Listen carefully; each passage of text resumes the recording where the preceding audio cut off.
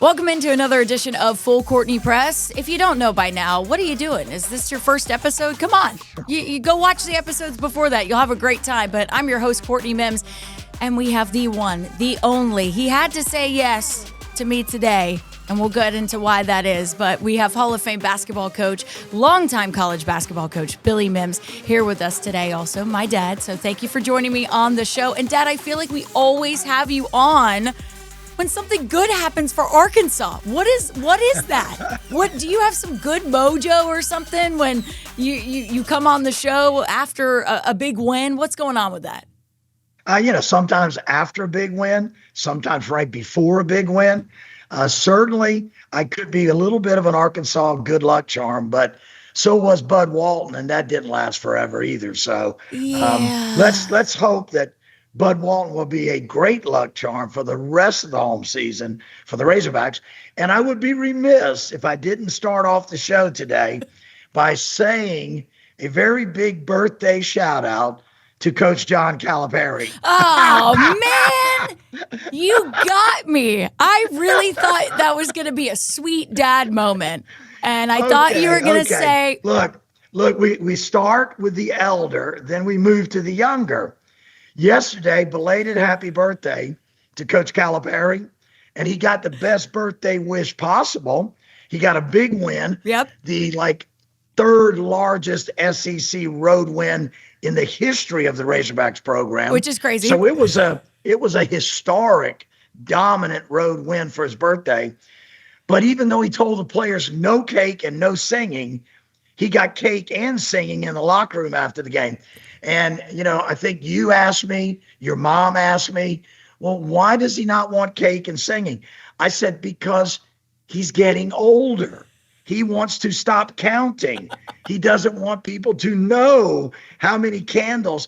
Actually, they couldn't get a cake big enough for all the candles. Oh. So there was like 6 or 7 candles on the cake, and that might give you a clue as to what the birthday was. But so, no, I just really wanted to pull your leg there, okay? I would really, really, really be remiss in saying that 29 years ago today, I was here when you came into the world by your side and your mom's. She had a very important role in it. Very important.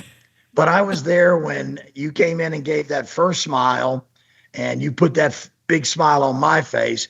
And all I can say is that for 29 years, you keep putting a smile on my face. So I'm extremely proud of all that you've achieved in your career, the young woman that you have become, the tremendous, tremendous icon for women in sportscasting that you are. And happy birthday to you. I couldn't be there with you in person.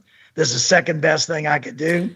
I was sending you boatloads of homemade, self-made birthday cards by text this morning with countless pictures. So I won't bore the audience of all those Courtney Mims photos. They can go on social media and see them. They can go on social media and see those. Dad, you didn't tell me you were going to say all those nice things. I'm tearing up on my own show, and people are going to think I'm a wussy over here. But happy birthday. Okay? Thank you. And it truly means the world to me that I get to do what I love every day. But it is so fun that on my birthday, I get to do what I love, right? But I get to do it with my dad. So we're going to talk some hoops on my birthday, which is honestly the best birthday wish come true. So if you're watching this show and you want to tune in for that. Sorry, Dad, I didn't mean to cut you off. No, there. That's quite all right. I was just thinking, though, because the Razorbacks are going to be playing in March. Mm-hmm. So if March 7th is my birthday, we're going to have to I got to come back on for my birthday. Yes. Because it'll be just about SEC tournament time. I think their first game would be maybe March 11th. Yes. So we might have to come on my birthday, preview the SEC tournament. And you know why? Why? Because you get to do what you love on your birthday. Why can't I do the same on my birthday? I love talking about basketball. And I can't think of any person in the world I'd rather talk basketball with than the one, the only Courtney Mims. Well, we're going to do that. Book you down for that. We're going to have an SEC basketball tournament preview with the one and only Coach Billy Mims on the show. Dad, let's get into this game because this was a fun game. Coach Cal got his birthday wish. He got the cake. He got the singing. I know he didn't want it, but they had to. After this win, you had to be happy with how Arkansas played, and Coach Cal had to be happy with how his team played on the road in the SEC. I get it. LSU down some players for this one, down 3 guys and their point guard. So was Arkansas. But so I was gonna say that. So was Arkansas. Carter Knox and DJ Wagner out for another game. They were out in that Mississippi State game dealing with injuries. Well, this is their second contest that they've missed in a row. I guess no problem for this team missing 2 of their key players because Coach Cal, he leaned on the guys he needed to lean on, next man up mentality, and they played incredibly well. They beat LSU 91-62, the final score. And from the jump, Dad, you probably watched this, but from the jump, I said, hey, let's see if this team can start fast on the road, start with some energy, start with some excitement. They did just that. I looked up, the score was 8 Arkansas 8-0 really quickly. And then 5 minutes in, they had a double-digit lead. 5 minutes into the game, they had a double-digit lead, and one that they just didn't give up throughout the entire game. LSU just couldn't figure it out offensively, a way to come back in this game. Let's go through the stats just a little bit here. Dad, actually, before we get to the stats, I do want to bring this up because you brought this up during the game last night when I was on air. And for people asking, because they asked me, Courtney, have you ever seen anything like this happen in college basketball? And I said, I'm going to go to the expert, who's my dad. And you said you hadn't seen anything like it in all the years that you're coaching, where in that game, it was Malik Thomas and Darius Acuff, who were having a ball game, by the way. We're going to go into the stats. But they were playing rock, paper, scissors to see who would shoot free throws. On national television. And Dad, Billy Richmond's face in the background of that was like, what is happening? And Billy Richmond's face was priceless, but so was Malik Thomas. Oh, okay. Because when Malik Thomas turned around, and I think he won the right to shoot the free throws. He did. Fair and square. And I think, I know he wanted those because he got a 20 spot because of making those free throws, right? And Darius had 28, and Darius has had 5 straight 20-plus games now? Yeah. So Malik wanted to get his 20-plus. He wanted to win those rock, paper, scissors, But when he turned around, and you saw all 3 of them looking at the camera, you were right. You had Billy Richmond. His face was like, what am I watching here, right? What's going on? And then Darius was laughing. Yep. He was just having a ball.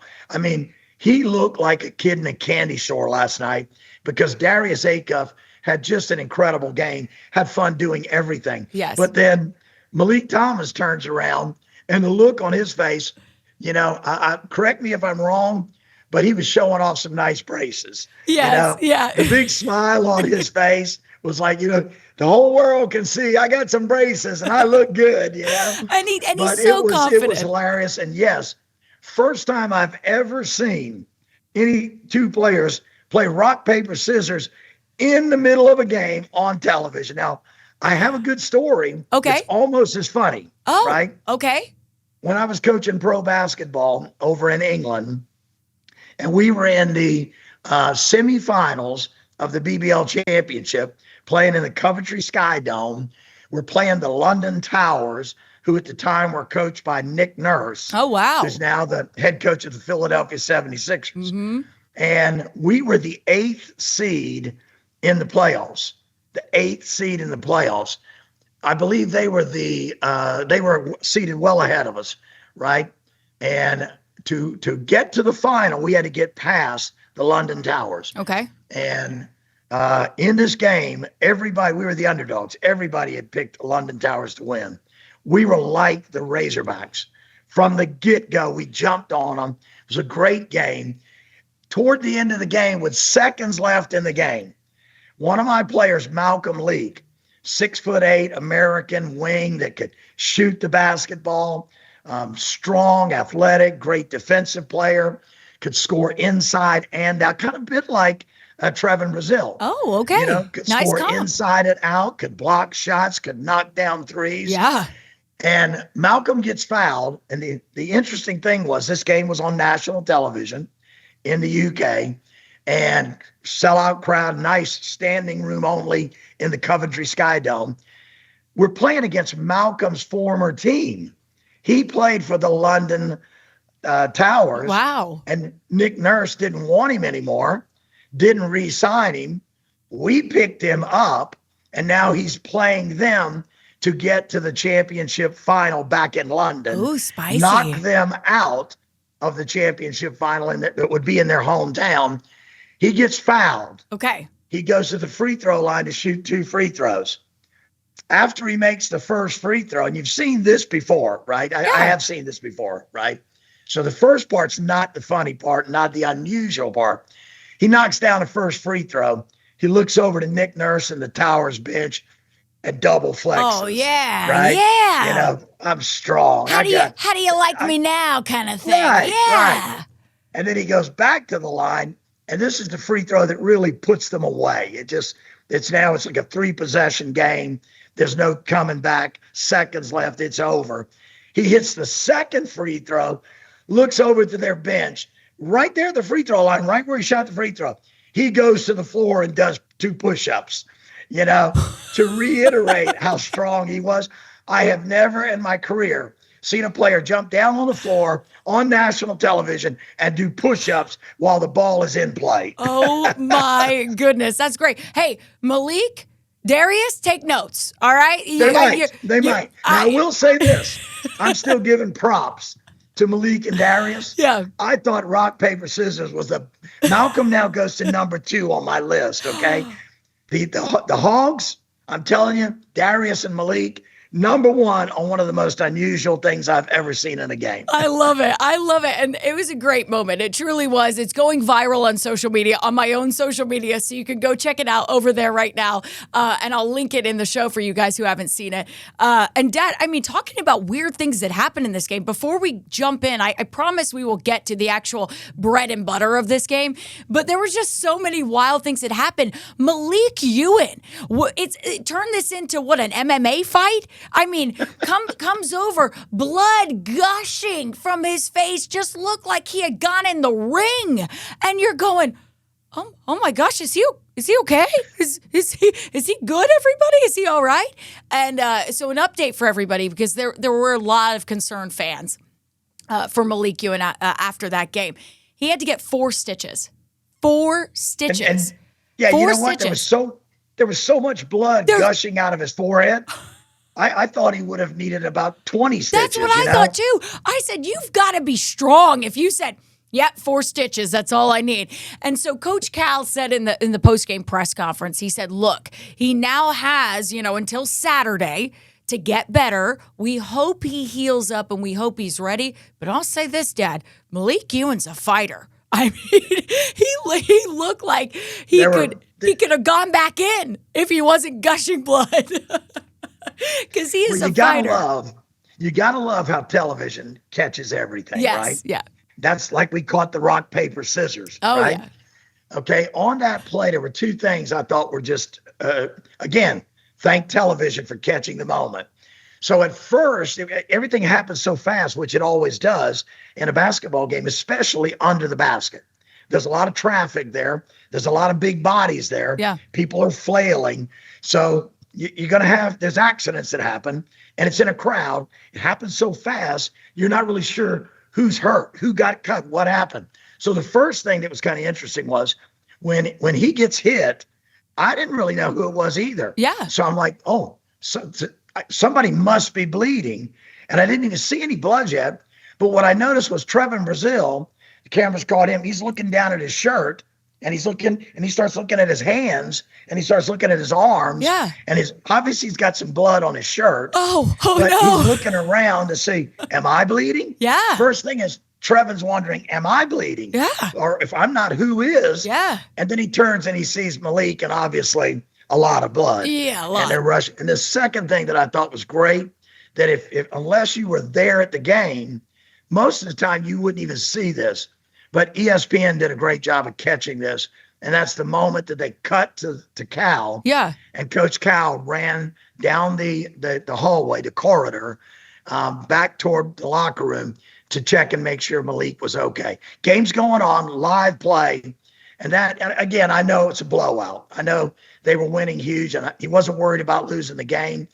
But I think you see the culture of the John Calipari programs when you see the rock, paper, scissors on the court, when you see the birthday cake and the singing, not one happy birthday, but two different versions of happy birthday in the locker room after the game, and you see Cal going to check on those players, then you understand why that team is having fun, why there's chemistry and togetherness. It comes from the top because their coach actually really cares about them. That was a big moment that stuck out to me. And I love that you mentioned that, Dad, because it's also why we get so many people who talk about, or so many former players of Coach Cal saying exactly why they wanted to play for him, and exactly why it's not just because he's a legend, right? It's because he genuinely cares about his players. And you hear so many like D Rose and all these guys who talk about what it's like to play for Coach Cal. And they start with, before anything on the court, they start with, well, he really cared about me, and he still cares about me. And it doesn't matter what he's doing, right? He will continue to care about me. And he has his own things going on in his life, and he still cares about me. So I think that's a great way of highlighting just a little moment that people might have missed of just the human nature of who he is as a person.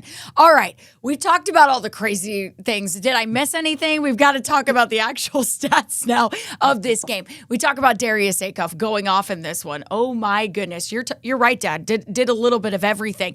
28 points, leading the team with 28 points. He had 5 assists to 4 turnovers. He had 4 rebounds as well. He was hold on. I'm looking at the wrong stat line here. Excuse me. 28 points. 5 assists, 2 4 turnovers, and then 2 rebounds. He was 13 of 22 from the floor, 1 of 4 from the 3, and 1 of 1 from the free throw line as well. So, look, a really good game from Darius Acuff. I want to mention Malik Thomas, too, Dad, because, no, seriously, I want to mention Malik Thomas. Best freshman backcourt combo in the country. In the country. And listen, they were given a lot of love going into the year, and they do need to be given a lot of love now because he had 20 points. Glad he shot those free throws, won them fair and square because it got him to 20 points on the night. 4 rebounds for him, and then 3 steals. He was all over the floor. It was kind of awesome to watch. He has a fun game that is fun to watch. I love watching Malik Thomas play. He had this nice little spin move early on in the game that I tweeted out. I was like, ooh, put him in a spin cycle, Malik. It's just, he's fun to watch. He's smooth with his game. He's confident. It's fun to watch him. And then got to give love to Trevin Brazil, right? I mean, oh my goodness, 14 points. He had 12 rebounds, double-double for him. He had 5 block shots. See, here's the thing, Dad. And I know you're going to bring this up, but Arkansas, points in the paint, oh my gosh, that's where they won the game, right? Because they had 64 points in the paint to LSU's 34. Now, dominant. I will say this, LSU beat them when it comes to rebounds, 43 to 36, okay? Even when it comes to 21 offensive rebounds. You're right. 21. So they beat them in offensive rebounds too. But here's where I say this. It's because they just couldn't get anything going offensively. Trevin Brazil, 5 block shots, he was just going ham around the rim. He was going ham. That's where LSU was uncomfortable. It was like, man, we're trying to get something going, but we just can't. And so that was really, really good to see from this team that has struggled defensively. I'm sure you're going to mention those things, but that was the biggest takeaway for me. Well, I agree with everything you said there. And I think Trevin Brazil was making a case in last night's game that he wants to be the DPOY, the defensive player of the year in the SEC. look at what he did, Courtney. Yeah. He had, as you said, the 5 block shots. Yeah. He had also 4 steals in the game. Yep. And 12 rebounds, 11 of them defensive rebounds. Mm-hmm. So, I mean, when you look at that, he had, I know we both love Darius Acuff Jr. And I still think he's going to be for my money, he's the SEC player of the year. Mine too. Right? Mine too. But last night, the best plus minus, the most efficient player in the game was Trevon Brazile, right? Trevon had a plus 38. When he was on the court last night, the Razorbacks they won by 29. Yeah. But with Trevon on the floor, they were 38 points better than LSU with Trevon on the floor. So I just think, for my liking, he was the man of the match. He was by far the most outstanding player on the court because he did across the board. There are no negatives. Look at it. No. He was 4 for 8 from the floor. That's 50% shooting. Yeah. For a 6'10" guy, he's 1 for 4 behind the arc, 25%. I know but he's 6'10". Yeah. Okay. He was 5 of 6 at the free throw line, 12 boards, 14 points. He drew 6 fouls of LSU, 6 fouls drawn, the most of any Razorback player, 4 steals, 5 block shots, only 1 turnover, 1 assist, and I thought one of the plays of the game. Yeah. He had the ball at the top of the key behind the arc, and I can't remember who hit him. Somebody threw it. Might have been Malik Ewan, might have been Nick Pringle, that kicked it from the paint back out to Trevon. He caught it out on the perimeter, top of the key area, and he put it on the floor because the court was spread out. Yeah. And at 6'10", he showed NBA potential. He put the ball on the floor like a 6'10" guard, drove right past his defender, got to the block, laid it up, got fouled, knocked to the floor, bucket goes in, and 1, makes the free throw, 3-point play. But the whole move showed why NBA scouts are excited to watch and potentially think where we're going to draft Trevon Brazile. Yeah. He showed right there on that one play that at 6'10", he's got all the tools. The announcer for ESPN, the color commentator, started, or might have been the play-by-play, started going about, well, it might have been a little bit of luck on that play. And I'm sitting here going, luck, you know what? I okay? know. Family-friendly show. That was an exhibit of pure talent. Yeah. And I think you just went through some of the great stats. I'm going to harp on and finish it on this note. Okay. I thought three things won the game for the Razorbacks last night. Okay. Number 1, defense. Yes. Okay. If you look at LSU's on their home floor. Yeah. They're playing in the PMAC Center. My favorite player of all time, Pistol Pete Maravich, the Pete Maravich Athletic Center, the PMAC as it's affectionately known, right? And now LSU basketball is so bad, they can sell out the PMAC for gymnastics, and they can't sell it out for men's basketball. They can sell it out for women's basketball too. Yeah, women's basketball too. I'll give you that. Hey, come on. But you know what? Pete Maravich used to sell it out for the JV game when he was a freshman. And now they are struggling. I know we talked about this. Matt McMahon, who used to be at Murray State, Coach Ja Morant, unbelievable winning record at Murray State. But Murray State is not in the SEC. Oh, They are struggling. He was on the hot seat going into this game. And I know he's missing He's been on the hot seat all season, Dad. I think he's been on the hot seat since his poor performance last year. Yes. Remember, they fired a few assistant coaches last year. Yes. And usually when you see that, that tells you the head coach is already in the line of fire. Oh, yeah. So you got a coach that needs to win. He needs a home. He needs every home win right now. He needs those more than anything. You got a hungry coach. Okay, he's missing a couple of players. So are the Razorbacks, right? So it should be Arkansas's on the road. They've lost. They've been upset by weaker teams on the road this year. So this is a big game that's winnable for LSU. Yeah. And they're at home, right? And they almost beat Arkansas at their place the last time they played. Beat Arkansas. Thank you very much. But Courtney, generally you shoot the ball well at home. Yes. They were 3 for 21 from the 3. In the first half, they were 2 for 10 behind the arc. In the second half, They were 1 for 11 behind the arc. And remember, the Razorbacks had 10 block shots, a real legitimate block party. Yep. I think LSU was intimidated by the length and athleticism and the aggressive nature of Arkansas's defense. Mm-hmm. And Arkansas defensively set the tone early. 5 of the 7 guys who played big minutes, because really with 2 guys, Cal usually plays 8 players in a game. Right. He likes that 3-man rotation, right? He's got 2 big players out. So obviously he's still going to play Malik Yu, and he's been coming off the bench first or second all year. Yeah. And he had to bring in Isaiah Sealy, who played really well against had Mississippi State. Game. So yeah. But they didn't have a lot of bench personnel available last night. So they only really played 7 players until the late mop-up minutes. Yeah. Okay. Those 7 players, 5 of those 7 guys had already registered a block shot in the first half. So they got off on a defensive start. Number 1, defense. Second thing I thought won the game for him, transition. Yeah. If you look at fast break points, 21-9 in Arkansas's favor. Yeah. Okay, 21-9 in transition. And whenever Arkansas was running the floor last night, they looked like you weren't in Arkansas. It looked like you were actually in Kentucky watching thoroughbreds.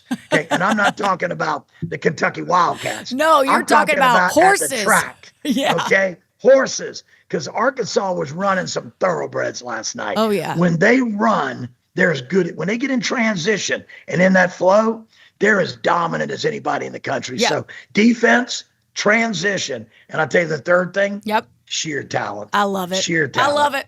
Arkansas starting 5 put up. Now, there were a couple of concerns in my mind for Coach Cal. Okay. Nobody ever plays a perfect game. Right. Okay.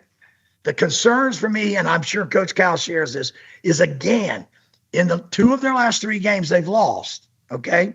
The 2 they've lost, they've shot the ball horrific. Behind the arc. Yes, horrific. They did against Kentucky. They were 5 of 31 that week from behind the arc, Dad. They 5 of couldn't 31. make a 3. Yeah. Okay? Last night on the road, 3 for 12. Okay? Yeah. They struggled to make the 3. Second thing that's concerned is they got out-rebounded. That's concerning. Which wasn't great. Okay, not great. They got out-rebounded 43-36. But the good thing about that was, even with 21 offensive rebounds in the game, LSU still only scored 13 second chance points. Exactly. Why? Because of Arkansas' size, length, and athleticism. And block party, baby. Block shots, baby. It's tough to score in the paint against the Razorbacks. And then the last thing, here's the last thing that Coach Cal's you got to get somehow. And I think the fact that Carter Knox and DJ Wagner are out, and they've been out for a couple of games, and it's given Isaiah Sealy some more minutes. Yeah. Down the road, I'm talking SEC tournament, NCAA tournament. That's a good thing because it gives one more guy on the bench some significant court time in games that matter in crunch time. Okay. But the bad thing right now, until they get fully healthy and hopefully stay fully healthy, their bench isn't giving them a whole lot. Last night, they put up 91 points. 81 came from their starting 5. They got 10 points from their bench. Yeah. Okay. And if you look at that again, bench scoring, LSU's bench outscored Arkansas's bench 26-10. Oof. Okay. And LSU are bad this year. Yeah. So obviously we need to get DJ Wagner and Carter Knox, 2 outstanding players who've had a good season playing well, need to get them back healthy in the mix. We need everyone else to stay healthy. And that 9-man rotation just might be enough to have a long run in the postseason. And I agree with you there, Dad. I agree, because that has been the concern when you lack 2 players, one who was a starter for you and one who was coming off the bench with the move from, with DJ Wagner coming off the bench now and Malik Thomas being put in that starting lineup. Those are 2 guys that are contributors, and they need them. They need them going down the stretch. It's okay maybe to not have them for Mississippi State and LSU, but you have a stretch of games coming up that you're going to need them for. Really, you're going to need this schedule. I'm just going to go through it for people really quickly. Yes. They have Auburn this Saturday at home. And you know, Arkansas, with the way that first game went against Auburn, they want a bit of revenge. So they have Auburn this Saturday at home. Then they go right after that game, they take on the other team in the state of Alabama, in the Crimson Tide. They go to Tuscaloosa. That's going to be a tough game. Then we talk. Wait, before you go away from Alabama.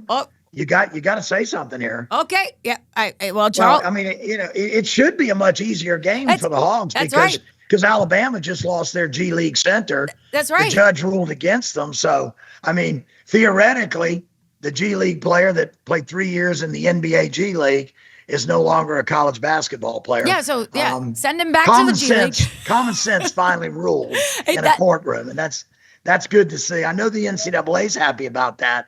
But again, that throws a little wrench in Alabama. But you're right. I mean, Auburn, as bad as it's a rematch where Arkansas wants to get revenge, Auburn are going to come to Bud Walton with a little confidence. Oh, yeah. I will say to all the Arkansas fans listening to this or watching this show this week, they better get out to Bud Walton. And like Coach Cal says, if you're a season ticket holder and you can't be there for the Auburn game, get the ticket back in the student pool. Get it to somebody that can fill the stadium.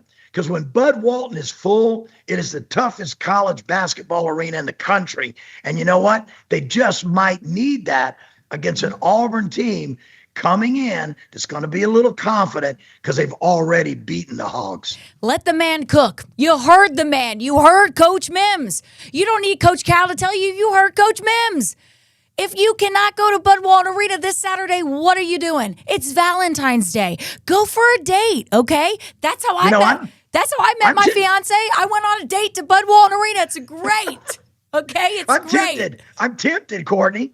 I'm tempted to get on a plane and fly to Fayetteville Saturday. Oh my goodness! I mean, come on. I mean, gosh, that's one thing I do have to do at some point.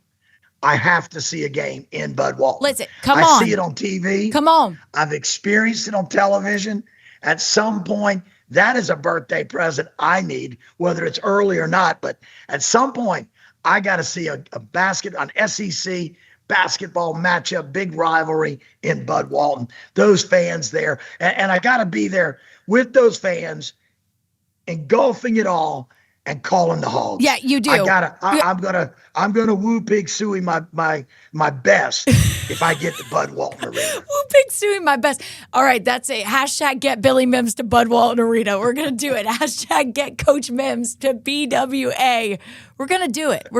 That would be the best birthday present of all. That's for you, for me.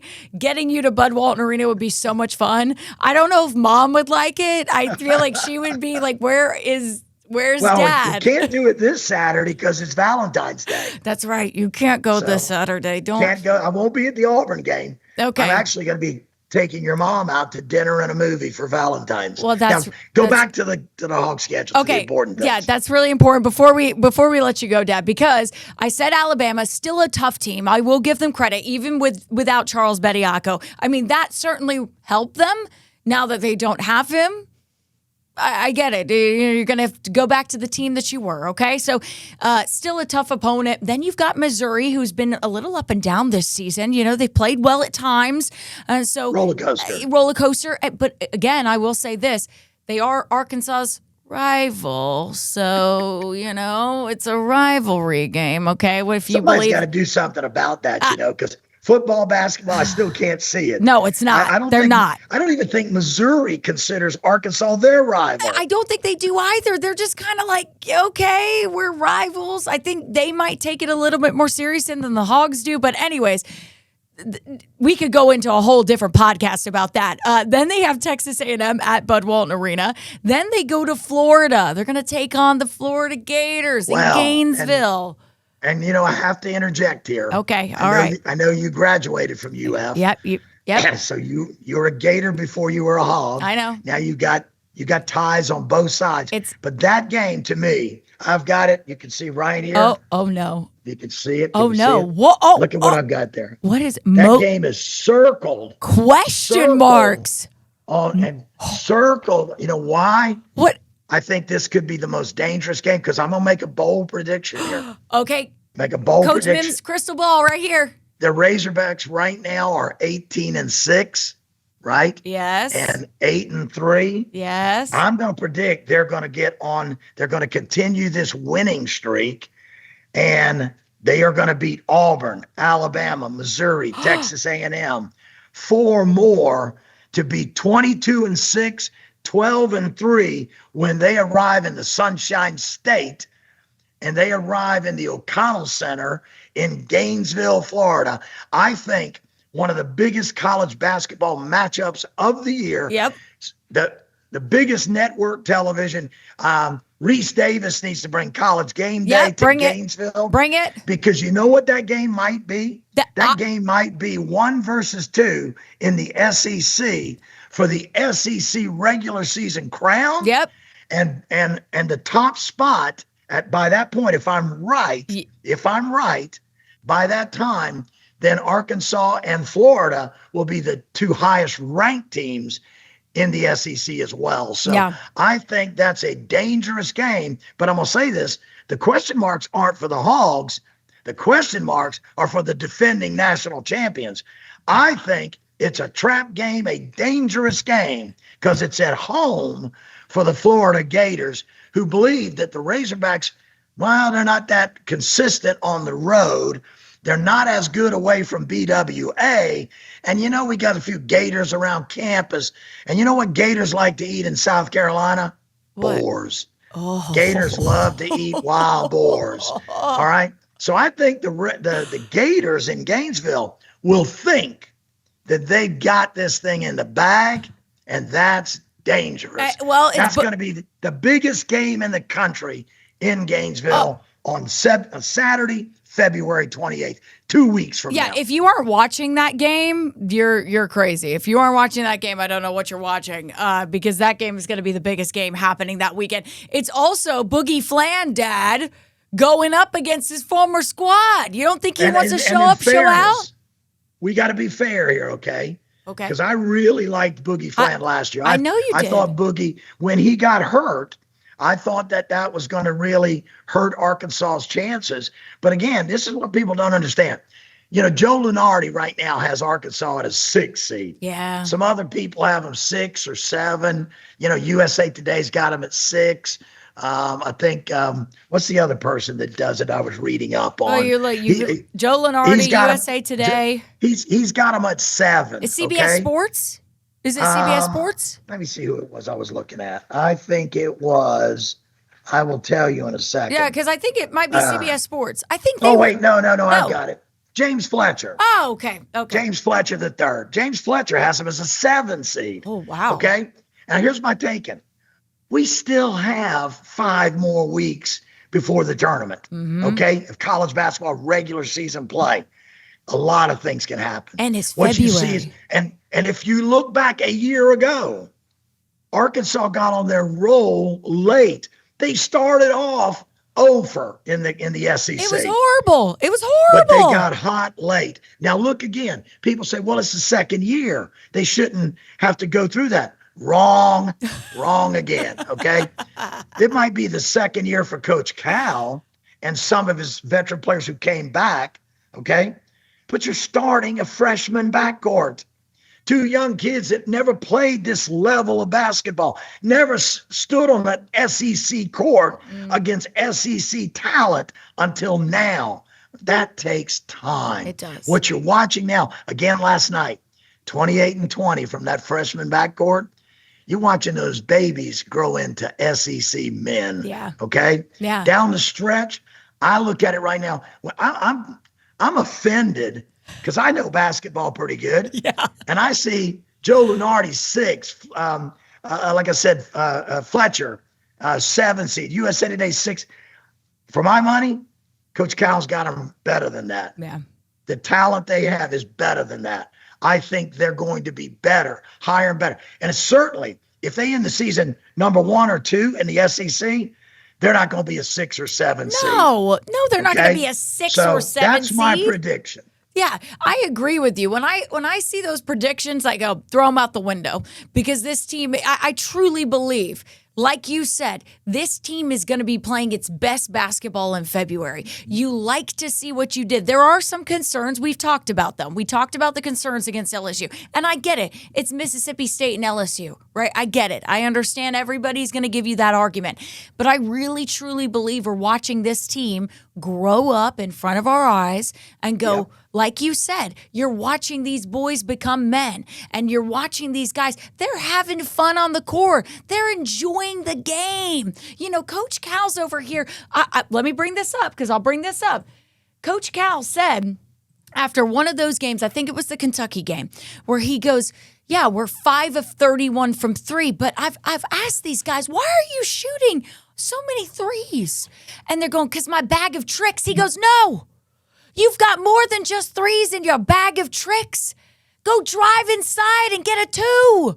If you get 5 of those, but you're 0 of 4 from the 3-point line, I like your 2s over you shooting from the 3. So look at what they did last night. They didn't have a good night shooting from the 3. It didn't matter. Points in the paint. 64 points in the paint. 64 points in the paint. Put some Dominant. respect on that. Okay, put some respect on that. I know Coach Cal is happy about that. So you're right, Dad. I think this Arkansas team, for the beginning of the season, said, you know what we're going to rest on? Hey, we're the number 1 3-point shooting team in the league. We're really good at shooting threes. Okay, but that's not all you can do, right?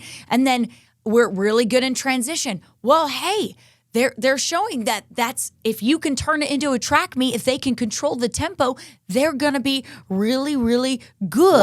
Why did they lose to Kentucky? Not just because they didn't shoot the 3 no, well. it was because why did they lose to Kentucky? They had 2 fast break points. They had 2 fast break points. They did not create transition, quick score, easy opportunities. No, but Kentucky control the tempo of the game. That's why Kentucky was able to win. And I agree with you. You and I had both the same thought after that game. I said Kentucky right now is controlling the tempo. And even when Arkansas got close and made them uncomfortable a little bit, Kentucky still said, no, we're going to be calm, we're going to be ready for this, and we're going to be good. You're also seeing with Kentucky, and people don't like me saying this, so close your ears, Arkansas fans, if you don't like me saying this. Kentucky, while they started bad, have been playing better. You're watching that team mature. You're watching that team get better and learn how to play together. So they're back in the hunt. They're back in the hunt. Mark Pope's got them back in the hunt. His daughter returned from overseas, wherever she was, doing mission trips. She's awesome. His kids are great. She returned, and now Kentucky's good luck charm. Yeah, good luck charm. I'm just saying. But you're exactly right. So look, I'll say all of this to say, because we're running out of time, this Arkansas team is much better than a 6 seed. They're putting them there right now. But like you said, Dad, I truly believe, I don't know if I'm confident to say they're going to be Auburn, Alabama, Missouri, and Texas A&M. I think if they even went 3-1 over the next 4 games, I think, all right, okay, that's still all right to go into that. They're capable. They're capable. And I'm going to tell you about Texas A&M. Oh, okay? Here we go. Because everybody was talking at one point, Florida and Texas A&M, 2 best teams. Yep. They were 1-2 in the SEC for 2/3 of the season, right? Right. But if you go back and look at Texas A&M's schedule, they have not played the quality opponents that Arkansas has, non-conference or in conference. Now they're getting into the meat of the SEC, the grind. Their schedule is getting more difficult, and they are playing the better teams. Yeah. And they're not right there anymore sitting at the top of the SEC. No. So, I mean, Florida has been the most consistent team so far. But again, Florida started off struggling. And you know what's funny about that? Yeah. Boogie Flan started off the season struggling. Mm-hmm. Now Boogie is playing really well. Yeah. It might be one of those things as Boogie goes, so go the Gators. Because as he's gotten better, the Gators have gotten better. Oh. As Boogie Flan has become more consistent, the Gators have become more consistent. Now, they've got a really good inside game. They do. Okay? Which is why the matchup with Arkansas is going to be interesting. Both teams have big long, athletic, inside players that play two-way basketball. Yep. They rebound, block shots, and they can score in the paint, okay? But I believe the difference in the game is going to be that freshman backcourt of Arkansas. I believe the Razorbacks have a better backcourt than the Gators. They do. So after they get these other four teams out of the way and go 4-0, okay, in these next four. Oh, you're so confident. You're so confident. Come to Gainesville, 22-6, 12-3. When they come together, the battle for the SEC crown in the Sunshine State, in the O'Connell Center, and it's going to be the backcourt of the Razorbacks who get it done. It's kind of the opposite when you look at Florida, and this is what I said at the beginning of the year, because I completely agree with you. I said if Florida can figure out their backcourt, right, if they can figure out what's going on with Boogie Fland and Xavier Lee, if they can figure those pieces out, they've got the best front court, right? There's no doubt about that. No doubt. Arkansas was the opposite. You have the best backcourt. You have no issues with your backcourt, but your front court had some questions, right? You had some questions with your bigs. Not Trevin Brazile. I'm talking about Malik Ewan didn't start off the season so well. Nick Pringle. They still want to see a little bit more out of Nick Pringle in some of these games. But so it was the opposite. I think you're right. I think what wins out in that game is got to be, hey, you've got Darius Acuff and you've got Malik Thomas in your backcourt versus how does Boogie Fland and Xavier Lee do?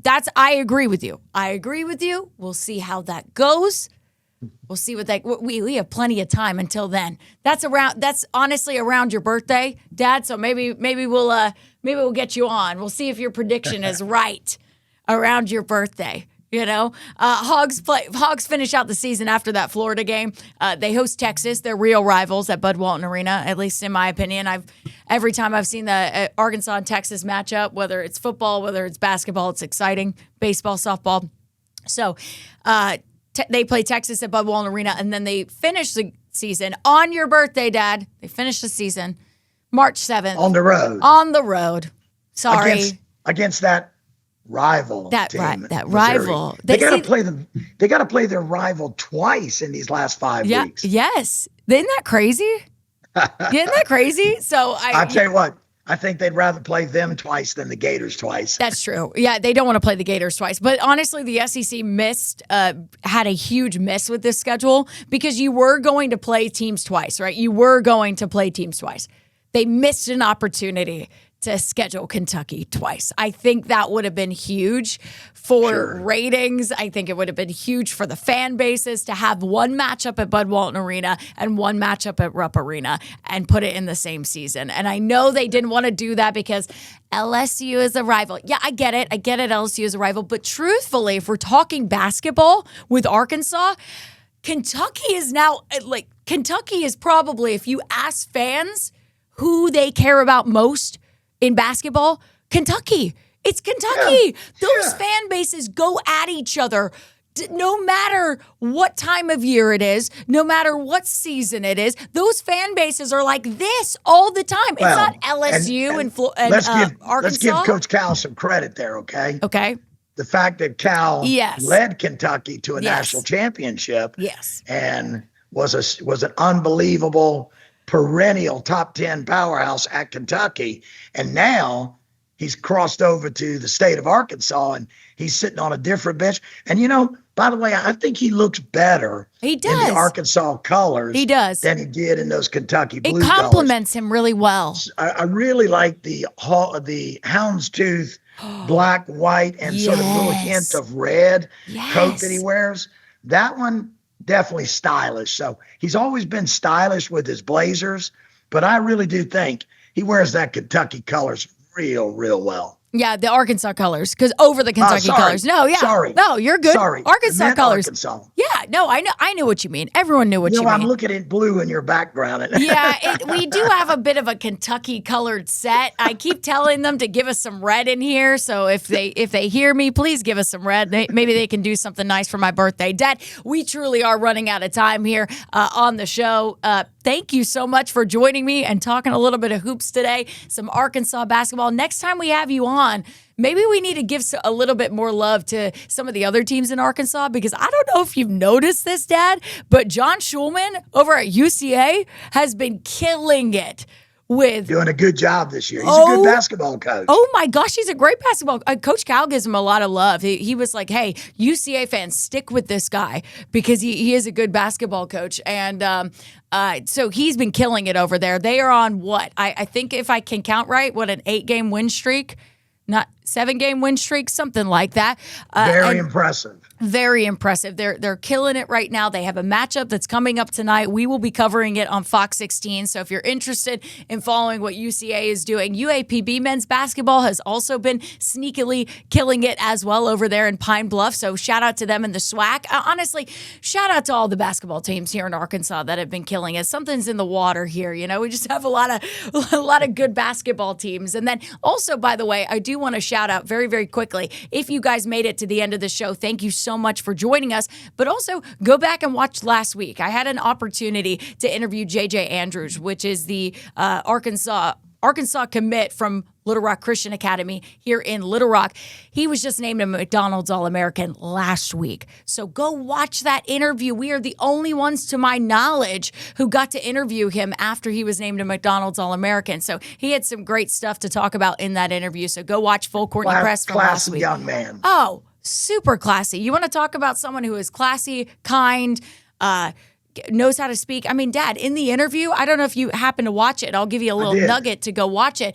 I said, hey, anything we don't know about you at the end? He goes, well, I really like to paint. I've discovered I really love to paint.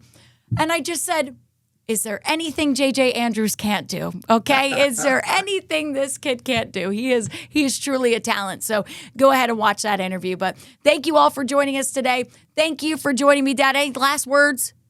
Last word is this, okay? Okay. I promised you, so the listeners are going to get one really good thing, okay? Okay. I promised you that I wouldn't sing happy birthday Don't to you, sing it. okay? Don't sing it. So since I am no Taylor Swift, I probably sound a lot more like Travis Kelce than Taylor Swift. True. I won't give you any of the renditions of Happy Birthday that Coach Cal got in the locker room from the team. Yeah. Those guys were singing and dancing. Yeah. I liked it. I liked it.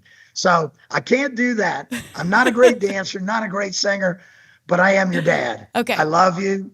And I want to say one last time, thanks. Happy birthday. Thank you, Dad. That means the world to me. And it means the world to me you were able to join the show today. Hopefully, everybody listening in at home enjoyed it. As always, you can watch Full Courtney Press over on the KARK Fox 16 Plus app on your Roku, Apple, or Amazon Fire Stick devices. And you can watch it right here every Wednesday night at 7 p.m. So we'll see you next week for another episode. And until then, have a great week, everybody.